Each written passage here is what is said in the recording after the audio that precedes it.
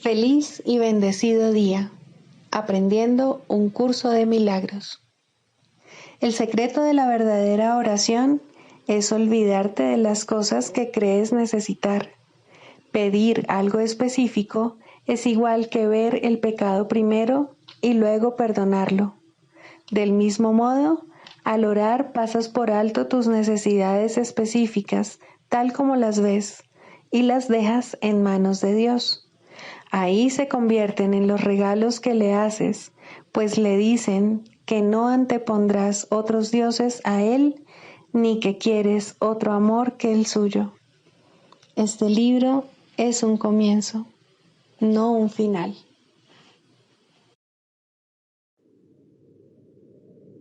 Del prefacio que postula, párrafo 9. La percepción es una función del cuerpo y por lo tanto supone una limitación de la conciencia. La percepción ve a través de los ojos del cuerpo y oye a través de sus oídos. Produce las limitadas reacciones que éste tiene. El cuerpo aparenta ser, en gran medida, automotivado e independiente, mas en realidad solo responde a las intenciones de la mente. Si la mente lo utiliza para atacar, sea de la forma que sea, el cuerpo se convierte en la víctima de la enfermedad, la vejez y la decrepitud. Si la mente, en cambio, acepta el propósito del Espíritu Santo, el cuerpo se convierte en un medio eficaz de comunicación con otros, invulnerable mientras se le necesite, que luego sencillamente se descarta cuando deja de ser necesario. De por sí, el cuerpo es neutro, como lo es todo en el mundo de la percepción. Utilizarlo para los objetivos del ego o para los del Espíritu Santo depende enteramente de lo que la mente elija.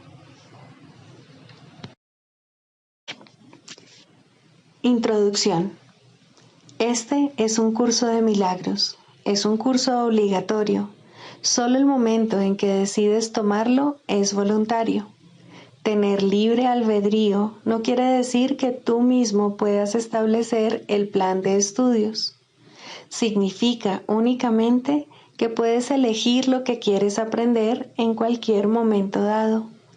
Este curso no pretende enseñar el significado del amor, pues eso está más allá de lo que se puede enseñar.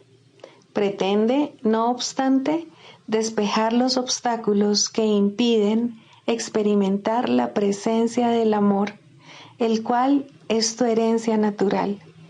Lo opuesto al amor es el miedo, pero aquello que todo lo abarca no puede tener opuestos. Este curso puede, por lo tanto, resumirse muy simplemente de la siguiente manera. Nada real puede ser amenazado. Nada irreal existe. En esto radica la paz de Dios. Capítulo 1. El significado de los milagros. Primero, principios de los milagros. Principio 10. Cuando se obran milagros con vistas a hacer de ellos un espectáculo para atraer creyentes, es que no se ha comprendido su propósito.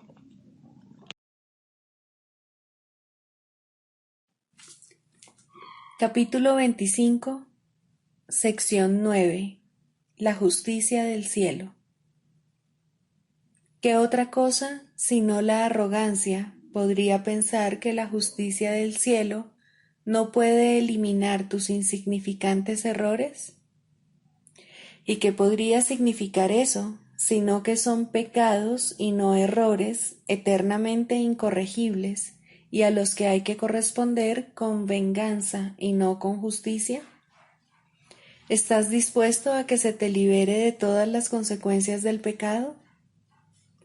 No puedes contestar esta pregunta hasta que entiendas todo lo que implica la respuesta, pues si contestas sí, significa que renuncias a todos los valores de este mundo en favor de la paz del cielo.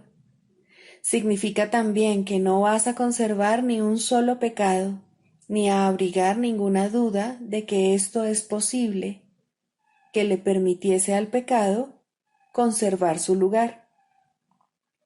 Significa asimismo que ahora la verdad tiene más valor para ti que todas las ilusiones. Y reconoces que la verdad tiene que serte revelada, ya que no sabes lo que es. Dar a regañadientes es no recibir el regalo, pues no estás dispuesto a aceptarlo. Se te guarda hasta que tu renuencia a recibirlo desaparezca y estés dispuesto a que te sea dado. La justicia de Dios merece gratitud, no temor. Ni tú ni nadie puede perder nada que deis, sino que todo ello se atesora y se guarda en el cielo, donde todos los tesoros que le han sido dados al Hijo de Dios se conservan para él y se le ofrecen a todo aquel que simplemente extiende la mano dispuesto a recibirlos. El tesoro no merma al ser dado. Cada regalo no hace sino aumentar el caudal de su riqueza, pues Dios es justo. Él no lucha contra la renuencia de su Hijo a recibir la salvación como un regalo procedente de Él, mas su justicia no quedará satisfecha hasta que todos la reciban. Puedes estar seguro de que la solución a cualquier problema que el Espíritu Santo resuelva será siempre una solución en la que nadie pierde. Y esto tiene que ser verdad, porque Él no le exige sacrificios a nadie. Cualquier solución que le exija a alguien la más mínima pérdida no habrá resuelto el problema, sino que lo habrá empeorado, haciéndolo más difícil de resolver y más injusto. Es imposible que el Espíritu Santo pueda ver cualquier clase de injusticia como la solución. Para Él, lo que es injusto tiene que ser corregido porque es injusto.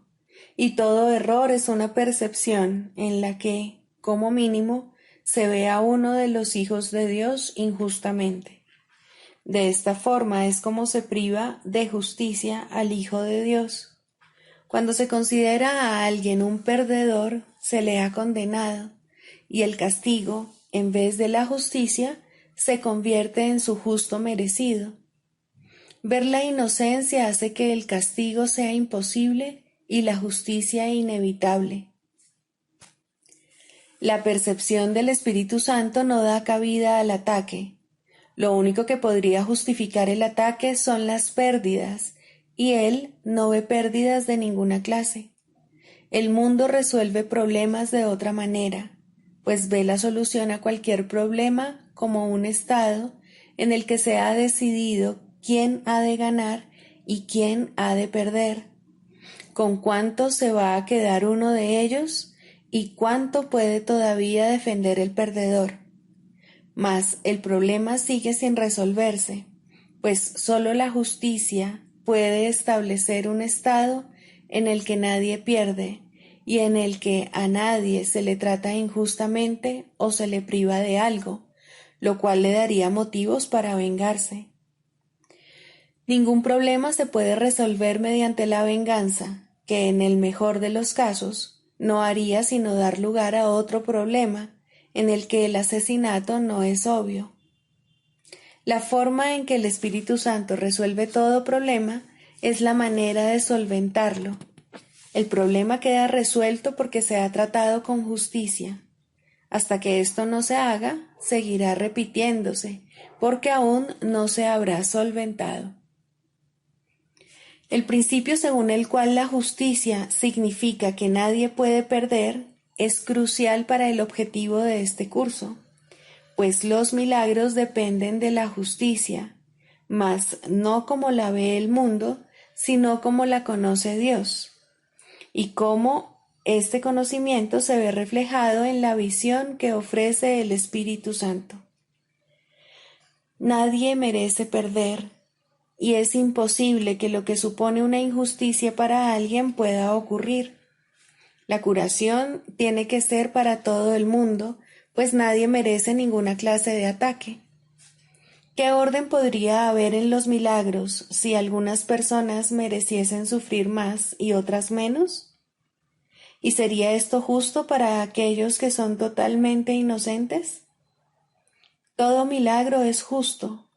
No es un regalo especial que se les concede a algunos y se les niega a otros, por ser estos menos dignos o estar más condenados y hallarse, por lo tanto, excluidos de la curación.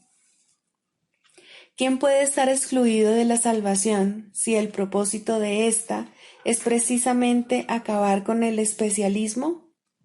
¿Dónde se encontraría la justicia de la salvación si algunos errores fuesen imperdonables y justificasen la venganza en lugar de la curación y el retorno a la paz?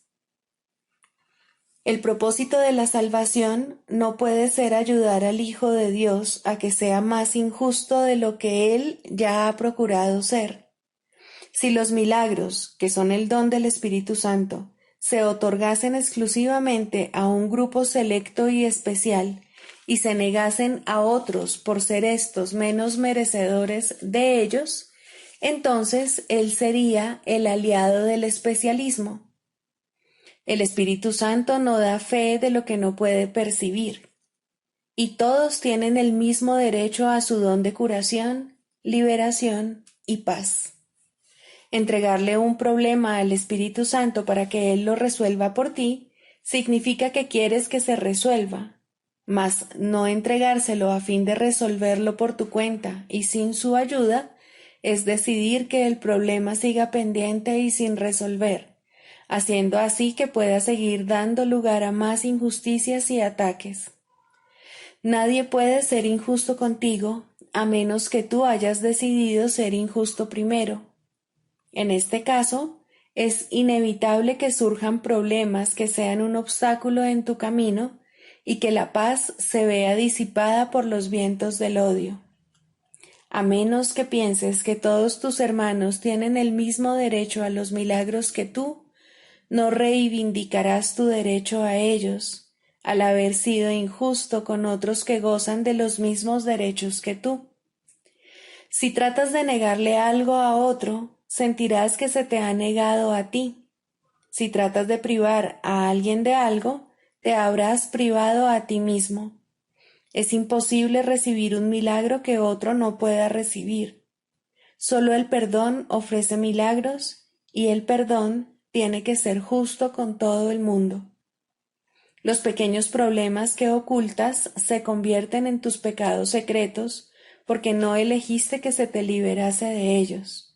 Y así acumulan polvo y se vuelven cada vez más grandes hasta cubrir todo lo que percibes, impidiéndote así ser justo con nadie. No crees tener ni un solo derecho, y la amargura, al haber justificado la venganza y haber hecho que se pierda la misericordia, te condena irremisiblemente. Los irredentos no tienen misericordia para con nadie. Por eso es por lo que tu única responsabilidad es aceptar el perdón para ti mismo. Das el milagro que recibes, y cada uno de ellos se convierte en un ejemplo de la ley en la que se basa la salvación, que si uno solo ha de sanar, se les tiene que hacer justicia a todos. Nadie puede perder y todos tienen que beneficiarse. Cada milagro es un ejemplo de lo que la justicia puede lograr cuando se ofrece a todos por igual, pues se recibe en la misma medida en que se da. Todo milagro es la conciencia de que dar y recibir es lo mismo. Puesto que no hace distinciones entre los que son iguales, no ve diferencias donde no las hay. Y así es igual con todos, porque no ve diferencia alguna entre ellos. Su ofrecimiento es universal y solo enseña un mensaje. Lo que es de Dios le pertenece a todo el mundo y es su derecho inalienable.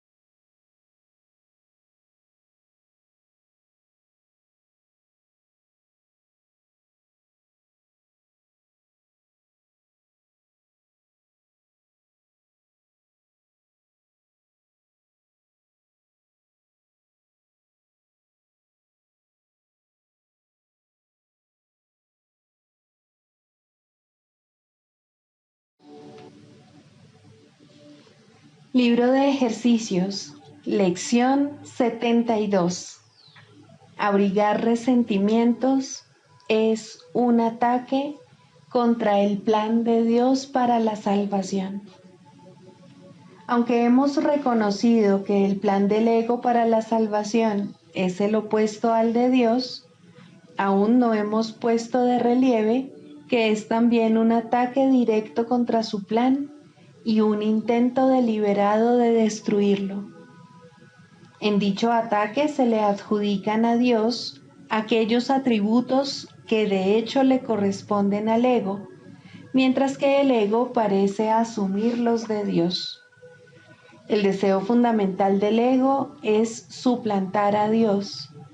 De hecho, el ego es la encarnación física de ese deseo, pues es este deseo lo que parece encerrar a la mente en un cuerpo, manteniéndola sola y separada e incapaz de llegar a otras mentes, excepto a través del mismo cuerpo que fue hecho con el propósito de aprisionarla. Poner límites en la comunicación no es la mejor manera de expandirla. No obstante, el ego quiere hacerte creer que lo es. Aunque el intento de mantener las limitaciones que un cuerpo impone es obvio aquí, tal vez no sea tan evidente por qué razón abrigar resentimientos constituye un ataque contra el plan de Dios para la salvación.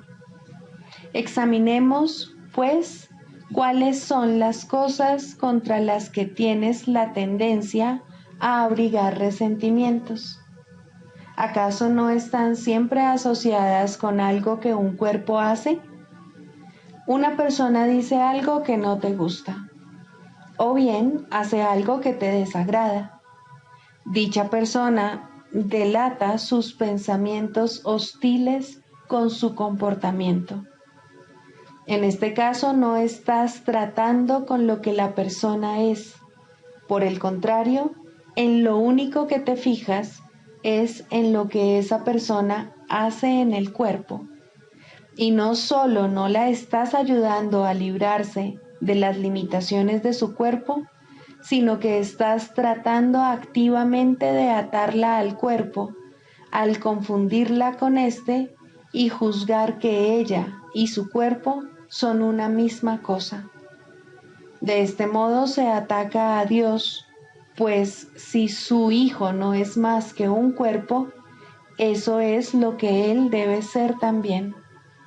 Es inconcebible que un creador pueda ser radicalmente distinto de su creación. Si Dios fuese un cuerpo, ¿cuál sería su plan para la salvación? ¿Qué otra cosa podría ser sino la muerte? Y al tratar de presentarse a sí mismo como el autor de la vida y no de la muerte, resultaría ser un mentiroso y un impostor, lleno de falsas promesas, que ofrece ilusiones en vez de la verdad. La aparente realidad del cuerpo hace que esta perspectiva de Dios parezca convincente. De hecho, si el cuerpo fuese real, sería imposible no llegar a esta conclusión. Cada resentimiento que abrigas reitera que el cuerpo es real. Cada resentimiento que abrigas pasa por alto completamente lo que tu hermano es. Refuerza tu creencia de que él es un cuerpo y lo condena por ello. Y afirma que su salvación tiene que ser la muerte, al proyectar este ataque sobre Dios y hacerlo responsable de ello. A esta arena cuidadosamente preparada, donde animales feroces acechan a sus presas y la clemencia no puede hacer acto de presencia, el ego viene a salvarte. Dios te hizo un cuerpo. Muy bien, aceptemos esto y alegrémonos. En cuanto que cuerpo, no te prives de nada de lo que el cuerpo te ofrece. Apodérate de lo poco que puedas. Dios no te dio nada. El cuerpo es tu único salvador. Representa la muerte de Dios y tu salvación. Esa es la creencia universal del mundo que ves. Hay quienes odian al cuerpo y tratan de lastimarlo y humillarlo. Otros lo veneran y tratan de glorificarlo y exaltarlo. Pero mientras tu cuerpo siga siendo el centro del concepto que tienes de ti mismo, estarás atacando el plan de Dios para la salvación y abrigando resentimientos contra Él y contra su creación, a fin de no oír la voz de la verdad y acogerla como amiga. El que has elegido como tu Salvador ocupa su lugar. Él es tu amigo, Dios tu enemigo. Hoy trataremos de poner fin a estos ataques absurdos contra la salvación y, en lugar de ello, trataremos de darle la bienvenida. Tu percepción invertida ha sido la ruina de tu paz. Te has visto a ti mismo como que estás dentro de un cuerpo y a la verdad como algo que se encuentra fuera de ti, vedada de tu conciencia debido a las limitaciones del cuerpo. Ahora vamos a tratar de ver esto de otra manera. La luz de la verdad está en nosotros, allí donde Dios la puso. El cuerpo es lo que está fuera de nosotros y no es lo que nos concierne. Estar sin un cuerpo es estar en nuestro estado natural. Reconocer la luz de la verdad en nosotros es reconocernos a nosotros mismos tal como somos. Ver que nuestro ser es algo separado del cuerpo es poner fin al ataque contra el plan de Dios para la salvación y, en lugar de ello, aceptarlo. Y donde quiera que su plan se acepta, ya se ha consumado. Nuestro objetivo para las sesiones de práctica más largas de hoy es hacernos más conscientes de que el plan de Dios para la salvación ya se ha consumado en nosotros. Para lograr este objetivo tenemos que reemplazar el ataque por la aceptación. Mientras sigamos atacando, no podremos entender cuál es el plan de Dios para nosotros. Estaremos, por lo tanto, atacando lo que no reconocemos. Vamos a tratar ahora de suspender todo juicio y de preguntarle a Dios cuál es su plan para nosotros. ¿Qué es la salvación, Padre? No lo sé. Dímelo para que lo pueda entender. Luego aguardaremos quedamente su respuesta.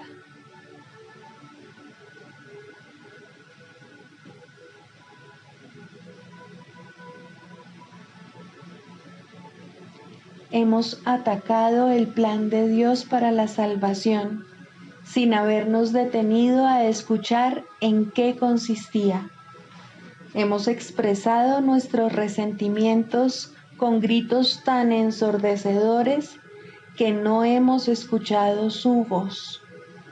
Hemos utilizado nuestros resentimientos para cubrirnos los ojos y para taparnos los oídos. Ahora queremos ver, oír y aprender. ¿Qué es la salvación, Padre? Pregunta y se te contestará. Busca y hallarás. Ya no le estamos preguntando al ego qué es la salvación ni dónde encontrarla. Se lo estamos preguntando a la verdad. Ten por seguro, entonces, que la respuesta será verdad, en virtud de aquel a quien se lo estás preguntando. Cada vez que sientas que tu confianza flaquea y que tu esperanza de triunfo titubea y se extingue, repite tu pregunta y tu petición, recordando que le estás preguntando al infinito creador de lo infinito, quien te creó a semejanza de sí mismo. ¿Qué es la salvación, Padre? No lo sé. Dímelo para que lo pueda entender. Él te contestará. Resuélvete a escuchar. Hoy solo será necesario una o quizás 2 sesiones de práctica cortas por hora, ya que serán un poco más largas que de costumbre. Los ejercicios deben comenzar con lo siguiente. Abrigar resentimientos es un ataque contra el plan de Dios para la salvación. Permíteme aceptarlo en lugar de atacarlo. ¿Qué es la salvación, Padre? Luego, espera en silencio 1 minuto más o menos, preferiblemente con los ojos cerrados, y aguarda su respuesta.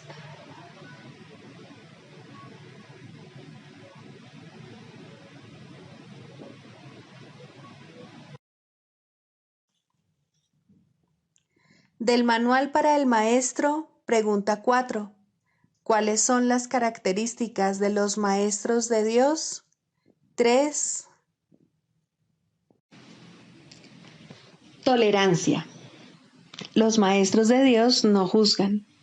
Juzgar es ser deshonesto, pues es asumir un papel que no te corresponde. Es imposible juzgar sin engañarse uno a sí mismo. Juzgar implica que te has engañado con respecto a tus hermanos.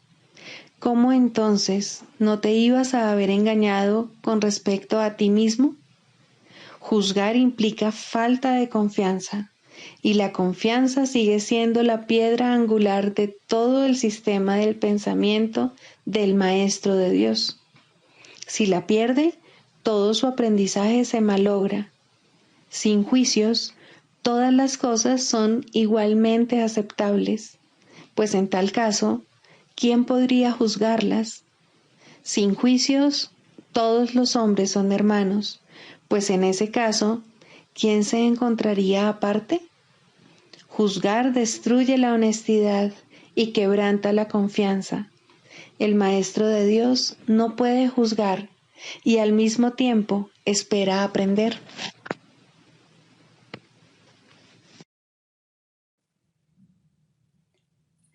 Manual para el maestro. 13. ¿Cuál es el verdadero significado del sacrificio? Aunque en la realidad el término sacrificio no tiene absolutamente ningún significado, en el mundo sí que lo tiene. Al igual que todas las cosas del mundo, su significado es temporal, y una vez que deje de haber necesidad de él, se disolverá finalmente en la nada de donde provino. De momento, su verdadero significado es una lección que tienes que aprender. Al igual que todas las demás lecciones, es una ilusión, puesto que en realidad no hay nada que aprender. Esta ilusión, no obstante, debe ser reemplazada por un mecanismo correctivo, otra ilusión que reemplace a la primera para que ambas puedan finalmente desaparecer. La primera ilusión que debe ser desplazada antes de que otro sistema de pensamiento pueda arraigarse es que abandonar las cosas de este mundo supone un sacrificio. ¿Qué podría ser esto sino una ilusión, dado que el mundo en sí no es más que una ilusión? Se tiene que haber aprendido mucho, tanto para darse cuenta de que el mundo no tiene nada que ofrecer, como para aceptar este hecho. ¿Qué puede significar el sacrificio de lo que no es nada? No puede significar que como resultado de ello tengas menos. De acuerdo con el pensar del mundo, no hay sacrificio que no incluya al cuerpo. Piensa por un momento en aquello a lo que el mundo llama sacrificio. El poder, la fama, el dinero, los placeres físicos. ¿Quién es el héroe que posee todas estas cosas? ¿Qué significado podrían tener excepto para un cuerpo? Mas un cuerpo no puede evaluar. Al ir en pos de tales cosas, la mente se identifica con el cuerpo, negando su identidad y perdiendo de vista lo que realmente es. Una vez que se ha producido esta confusión, a la mente le resulta imposible entender que todos los placeres del mundo no son nada, pero el sacrificio que estos conllevan, eso sí que es un sacrificio, pues ahora la mente se ha condenado a sí misma a buscar sin la posibilidad de hallar nada, a estar insatisfecha y descontenta para siempre y a no saber lo que realmente quiere hallar. ¿Quién podría escapar de esta autocondenación? Solo a través de la palabra de Dios es posible escapar, pues la autocondenación es una decisión acerca de nuestra identidad y nadie duda de lo que cree ser. Podrá dudar de todo, pero nunca de eso. Los maestros de Dios no sienten ningún pesar al renunciar a los placeres del mundo. ¿Cómo podría ser un sacrificio renunciar al dolor? ¿Lamentan acaso los adultos abandonar los juguetes que tenían de niños? ¿Y el que ha vislumbrado la faz de Cristo podría sentir nostalgia por lo que ocurre en un matadero? Nadie que se haya escapado del mundo y de todos sus males lo contempla con condenación. No obstante, no puede sino alegrarse de estar libre del sacrificio que todas las cosas que el mundo valora le habrían exigido.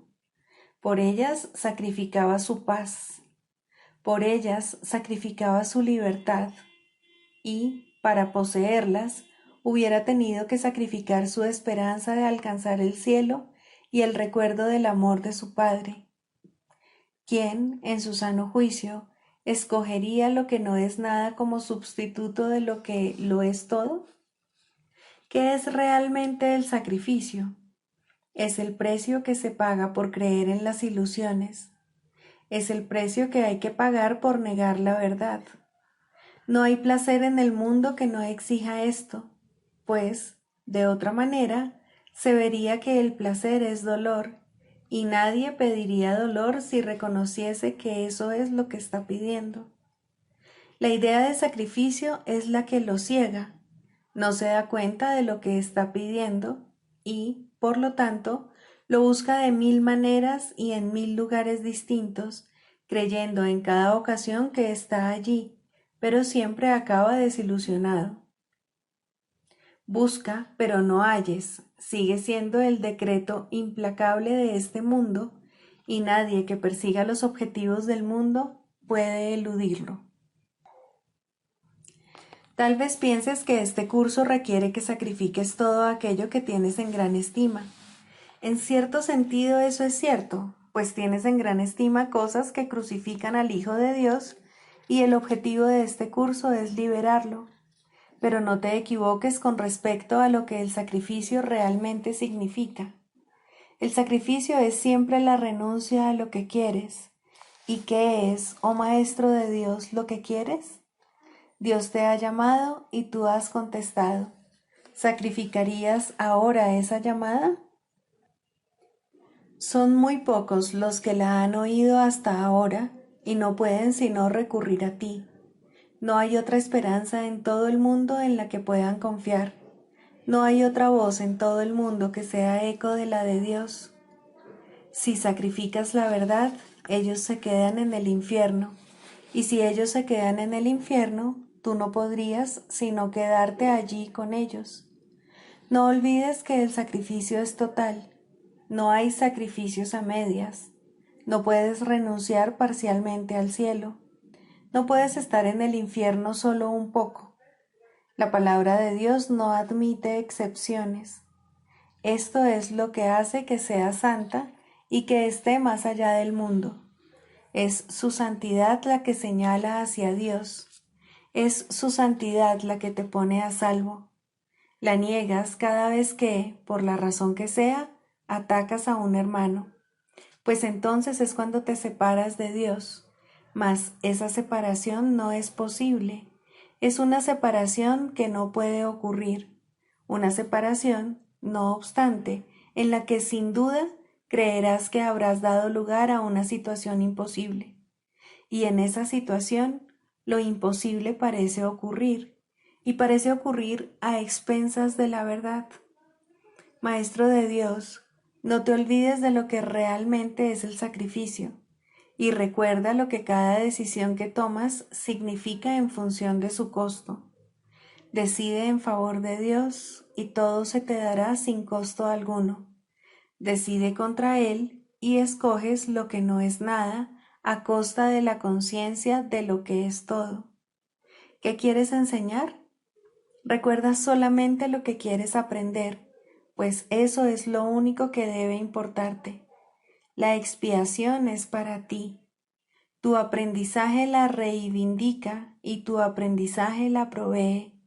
El mundo no te la ofrece, pero aprende este curso y será tuya. Dios te ofrece su palabra, pues tiene necesidad de maestros.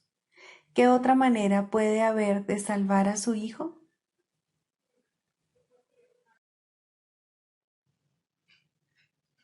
Clarificación de términos.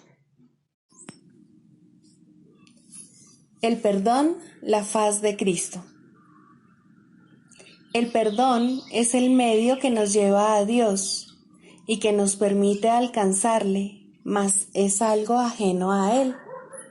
Es imposible concebir que algo creado por Él pueda necesitar perdón. El perdón, entonces, es una ilusión, pero debido a su propósito, que es el del Espíritu Santo, hay algo en ella que hace que sea diferente. A diferencia de las demás ilusiones, nos aleja del error en vez de acercarnos a él. Al perdón podría considerársele una clase de ficción feliz, una manera en la que los que no saben pueden salvar la brecha entre su percepción y la verdad. No pueden pasar directamente de la percepción al conocimiento, porque no creen que esa sea su voluntad. Esto hace que Dios parezca ser un enemigo en lugar de lo que realmente es, y es precisamente esta percepción de mente la que hace que no estén dispuestos a simplemente ascender y retornar a Él en paz. Y de este modo necesitan una ilusión de ayuda, porque se encuentran desvalidos, un pensamiento de paz porque están en conflicto. Dios sabe lo que su Hijo necesita antes de que Él se lo pida. Dios no se ocupa en absoluto de la forma, pero al haber otorgado el contenido, su voluntad es que se comprenda, y eso basta. Las formas se adaptan a las necesidades, pero el contenido es inmutable, tan eterno como su Creador. Antes de que el recuerdo de Dios pueda retornar, es necesario ver la faz de Cristo. La razón es obvia. Para ver la faz de Cristo se requiere percepción. El conocimiento no es algo que se pueda ver, pero la faz de Cristo es el gran símbolo del perdón, es la salvación, es el símbolo del mundo real. El que la ve deja de ver el mundo. Está tan cerca ya del umbral del cielo como es posible estar mientras aún esté afuera. Mas desde ahí, un paso más basta para entrar. Es el paso final, y ese se lo dejamos a Dios. El perdón es un símbolo también, pero en cuanto que símbolo exclusivo de la voluntad del Padre, no puede ser dividido. Y así, la unidad que refleja se convierte en su voluntad. Eso es lo único que aún está en el mundo en parte y que, al mismo tiempo, es el puente que conduce al cielo. La voluntad de Dios es lo único que existe. Lo único que podemos hacer es pasar de la nada al todo, del infierno al cielo. ¿Es esto una jornada? No, en verdad no lo es, pues la verdad no va a ninguna parte. Pero las ilusiones cambian según el lugar o la época. El paso final no es más que otro cambio. Por ser una percepción, es en parte irreal. Sin embargo, esa parte desaparecerá. Lo que entonces quedará será la paz eterna y la voluntad de Dios. Ahora ya no hay deseos, pues los deseos cambian. Incluso lo que una vez se deseó puede volverse indeseable. Esto es así porque el ego jamás puede estar en paz, pero la voluntad es constante por ser el don de Dios, y lo que Él da es siempre como Él mismo. Este es el propósito de la faz de Cristo. Es el regalo de Dios para la salvación de su Hijo. Contempla únicamente esto y habrás sido perdonado. Cuán hermoso se vuelve el mundo en ese instante en el que ves la verdad acerca de ti mismo reflejada en él. Ahora estás libre de pecado y contemplas tu impecabilidad. Ahora eres santo y así lo percibes. Y ahora la mente retorna a su Creador, la unión de Padre e Hijo, la unidad de unidades que se encuentra detrás de toda unión, aunque más allá de todas ellas. No se ve a Dios, sino que únicamente se le comprende. No se ataca a su Hijo, sino que se le reconoce.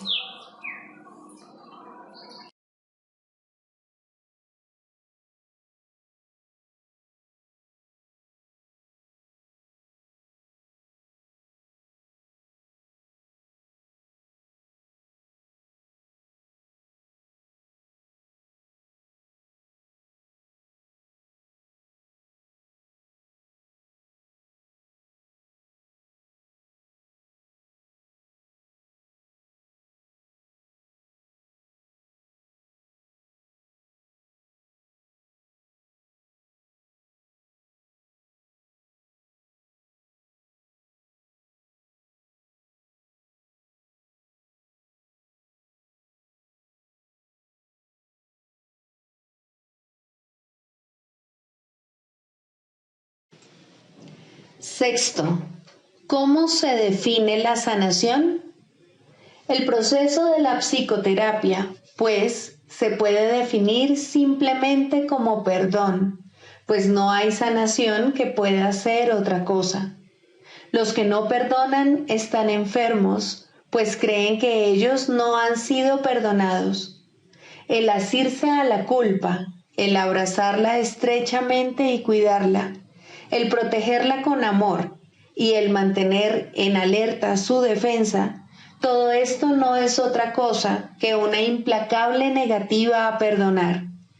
Dios no puede entrar aquí, repiten los enfermos una y otra vez mientras lamentan su pérdida y, sin embargo, se regocijan en ella. La sanación ocurre a medida que un paciente comienza a escuchar el canto fúnebre que entona y a cuestionar su validez. Hasta que no lo escuche, no puede entender que es él quien se lo canta a sí mismo. Escucharlo es el primer paso en la recuperación. Cuestionarlo tiene que convertirse entonces en su elección.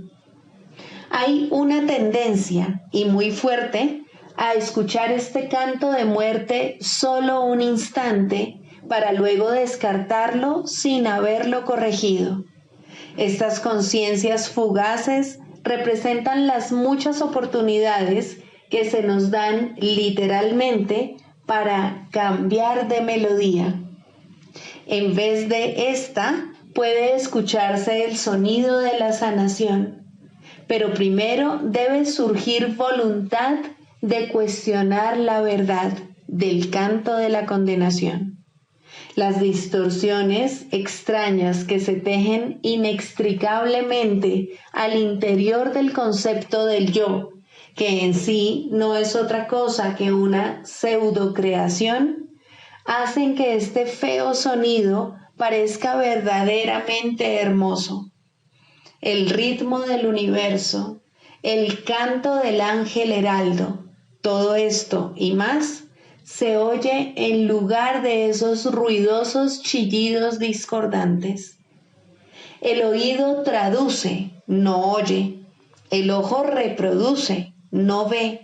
Su tarea es hacer agradable aquello que se invoca, no importa cuán desagradable pueda ser. Responden a las decisiones de la mente al reproducir sus deseos y traducidos en formas aceptables y placenteras. Algunas veces el pensamiento detrás de la forma se asoma, aunque solo muy brevemente, y la mente se asusta y comienza a dudar de su cordura, pero no permitirá a sus esclavos cambiar las formas que contemplan, los sonidos que oyen. Estos son sus remedios, sus salvaguardias contra la locura.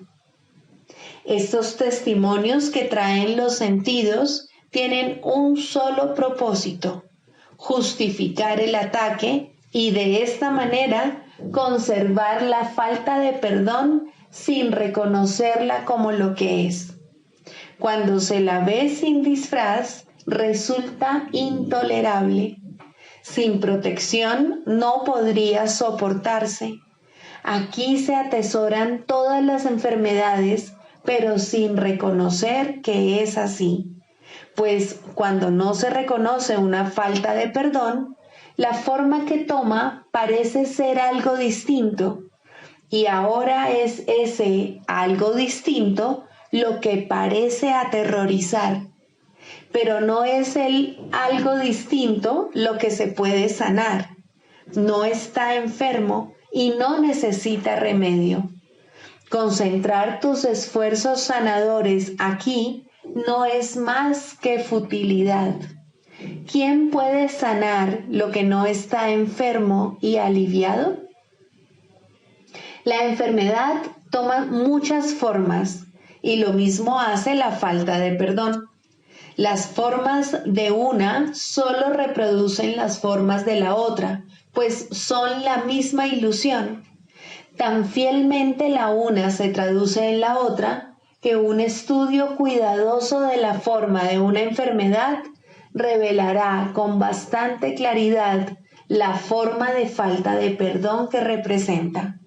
Sin embargo, ver esto no efectuará una sanación. Eso se logra mediante un solo reconocimiento, que solo el perdón sana una falta de perdón, y solo una falta de perdón puede ser el origen de cualquier clase de enfermedad. Esta comprensión es la meta final de la psicoterapia. ¿Cómo se alcanza? El terapeuta ve en el paciente todo lo que no ha perdonado en sí mismo y de esta manera se le da otra oportunidad de mirarlo, someterlo a una nueva evaluación y perdonarlo. Cuando esto ocurre, ve cómo desaparecen sus pecados en un pasado que ya no está aquí.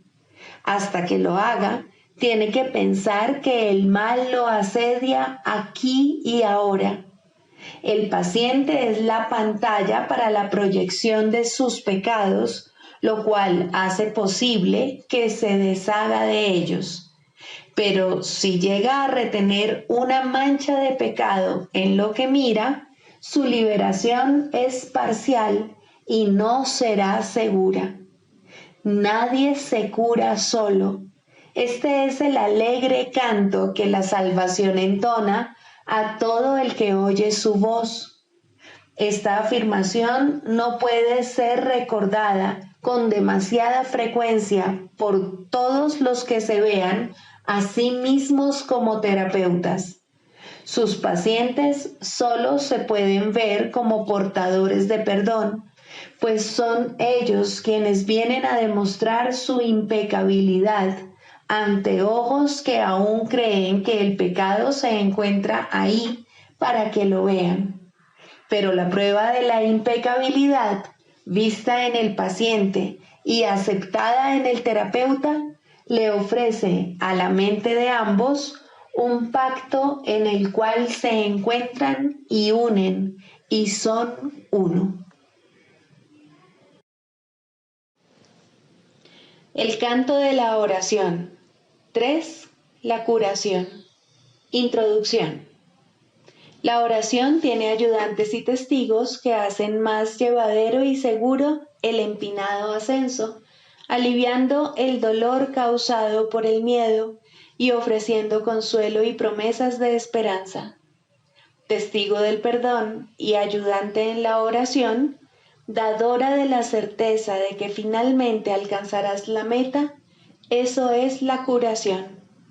Su importancia no debe enfatizarse demasiado, pues la curación es una señal o símbolo de la fuerza del perdón y tan solo un efecto o sombra de un cambio de parecer con respecto a la meta de la oración.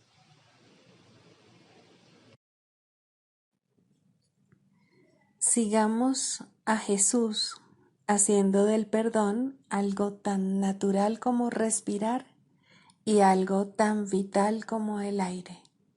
Amén.